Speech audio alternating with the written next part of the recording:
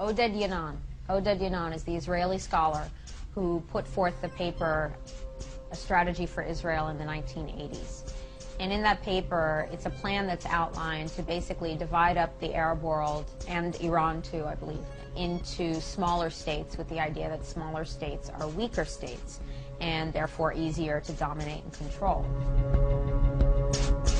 The goal is divide and conquer.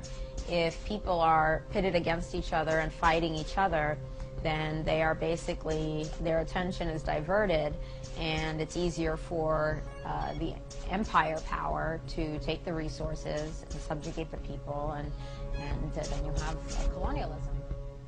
Oded Yanon put forth such ideas that Israel should use its military power to destabilize and fragment Israel's enemies. This was put forth, as I said, in 1982 during the Begin administration, when, of course, Begin did invade Lebanon, and perhaps that was, though it failed, some historians have contended there was a broader plan intended there to affect more of the Middle East to advance Israeli security. I might say that the late Israel Shahak translated Yanon's study and into English, and the name of the translation was The Zionist Plan for the Middle East.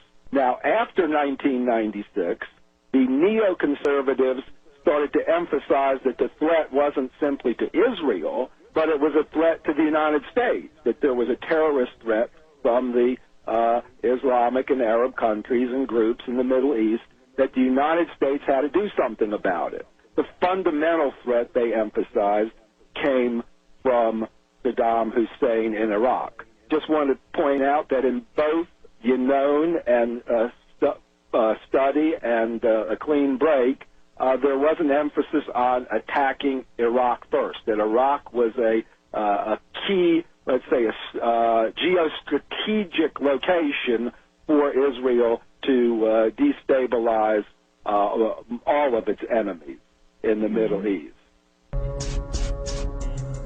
So in this paper, there's basically, it was a right-wing proposal, but nevertheless, you see it's coming to pass today with the proposal to divide Iraq into three parts, which is not what Iraqis want. Iraqis, the majority of Iraqis want the occupation to end. They want the restoration of Iraq. Eastern Libya was where the Libyan Revolution began. The first protests on February 17th occurred here. The NTC was formed here, and it was the mission to protect Eastern Libyan civilians from Gaddafi's forces that gave the UN and NATO their justification for military intervention. This also happens to be where the majority of Libya's oil production takes place. Libya was divided into 3 provinces in the post-independence era, with the eastern province, known as Cyrenaica, hosting the country's economic capital in Benghazi. There remains a lot of nostalgia in the east that makes a return to that early system seem appealing. Certainly there are enough resources in eastern Libya for it to exist as a viable autonomous province. تعودنا أن نقول فقط في سوريا، هذه المرة نقول فقط في دير الزور. عجز العالم، عجزت تركيا، عجز المسلمون، عجز العرب عن تحقيق منطقة عازلة لإيواء السوريين. فتم بحمد الله على يد المجاهدين من أبناء المنطقة كتائب لواء جعفر الطيار بتشكيل منطقة عازلة خاصة بهم.